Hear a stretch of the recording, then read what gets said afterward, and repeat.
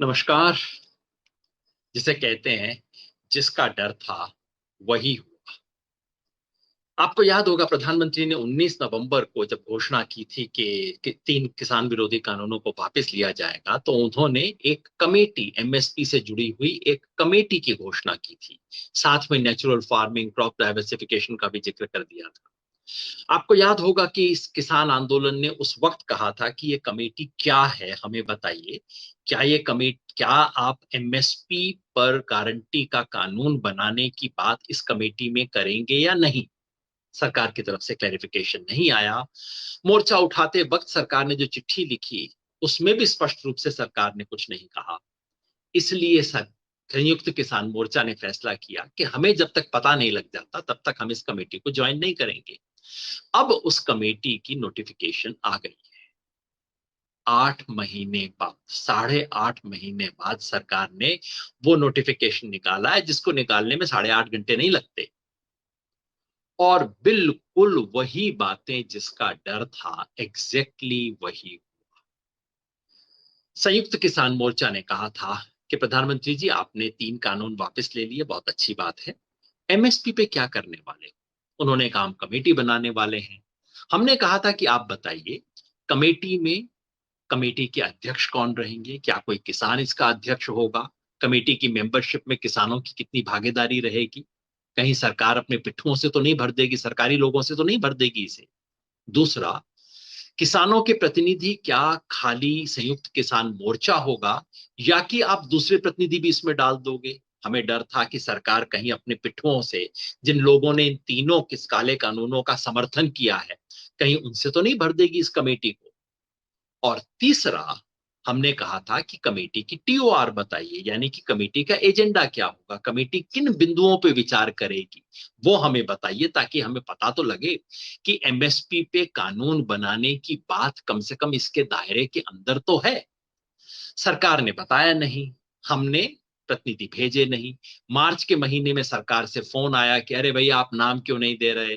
हमने चिट्ठी लिख के फिर सरकार को भेजा कि भाई, हम इंतजार कर रहे हैं, आप इसकी टीओआर हमें बताइए, कमेटी क्या काम करेगी ये बताइए, फैसला होते ही हम आपको नाम भेज देंगे। सरकार ने नहीं भेजा।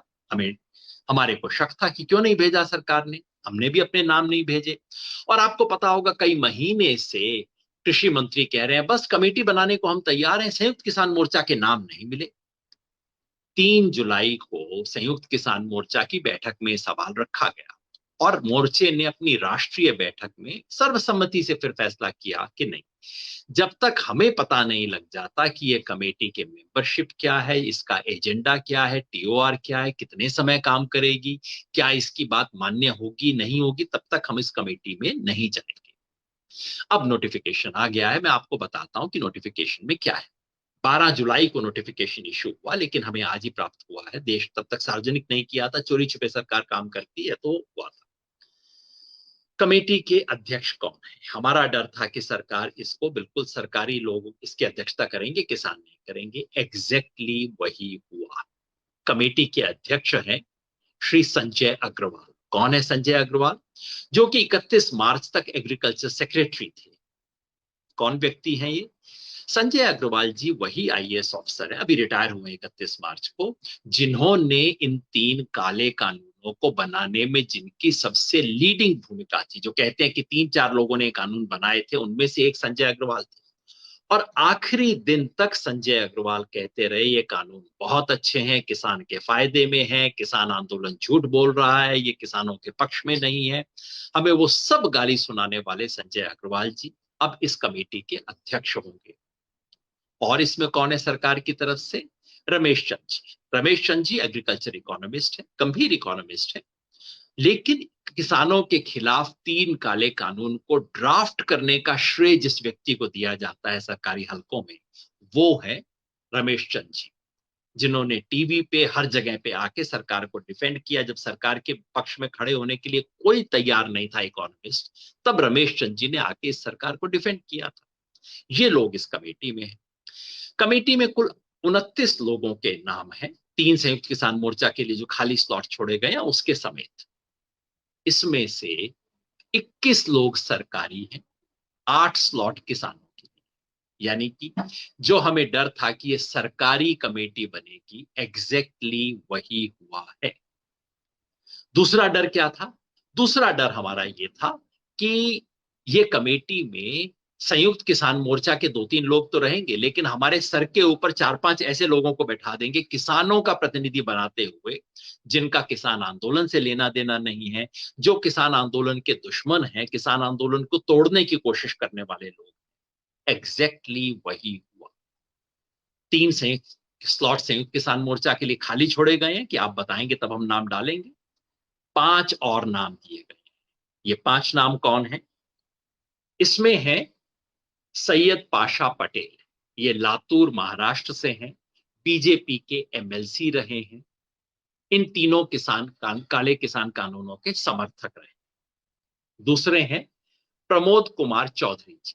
प्रमोद कुमार चौधरी जी जो आरएसएस का किसान संगठन है, भारतीय किसान संघ, उसकी नेशनल एग्जीक्यूटिव के मेंबर हैं, खुल्लम खुल्ला बीजेपी आरएसएस के आदमी हैं।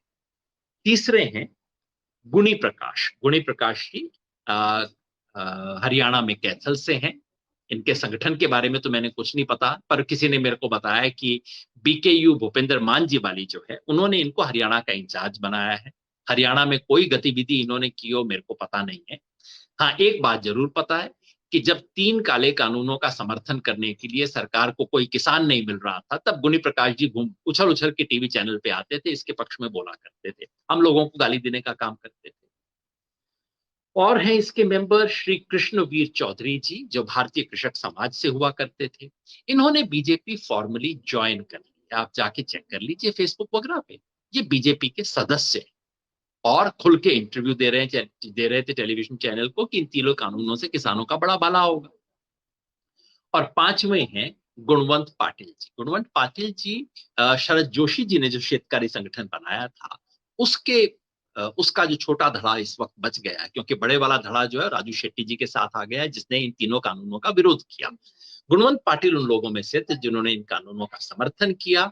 एक पार्टी भी है भारतीय स्वतंत्र पक्ष, उसके जनरल सेक्रेटरी भी हैं गुणवंत पाटिल जी।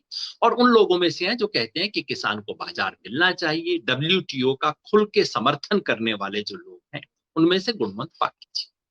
तो 5 लोग, मैंने आपको इनका बायोडाटा बता दिया। अब आप बताइए 5 लोग कमेटी में जाके क्या बोलेंगे? और इनके साथ अगर 3 संयुक्त किसान मोर्चा के प्रतिनिधि बैठेंगे, उनको क्या बताया जाएगा? अरे नहीं, तुम 3 लोग हो, देखो 5 किसान और हैं, देखो उनकी बात सुनो, वो क्या कह रहे हैं। 5 वो हैं, 3 तुम हो, तुम क्या बोलोगे? यही डर था। और तीसरा डर क्या था? तीसरा हमारा सवाल था कि भाई इसका टर्म्स ऑफ रेफरेंस क्या होगा, कमेटी का एजेंडा क्या होगा। जैसा हमें शंका थी, कमेटी के एजेंडा में तीनों आइटम डाल दिए गए हैं। हमने तब बार बार कहा था, उस वक्त भी कहा था कि एमएसपी के सवाल पे अलग कमेटी बनाओ, बाकी सवालों पे अलग कमेटी बनाओ। एमएसपी को बाकी चीजों की खिचड़ी बना दोगे तो कुछ भी नहीं मिलेगा। लेकिन वही हुआ, तीनों सवाल इसमें डाले गए हैं। एमएसपी को कैसे एफिशिएंट बनाया जाए, देश में प्राकृतिक खेती कैसे बेहतर की जाए, और क्रॉप डाइवर्सिफिकेशन, मतलब गेहूं और चावल को छोड़ के दूसरी फसलें कैसे बनाई जाए। 3 बिल्कुल अलग सवाल है।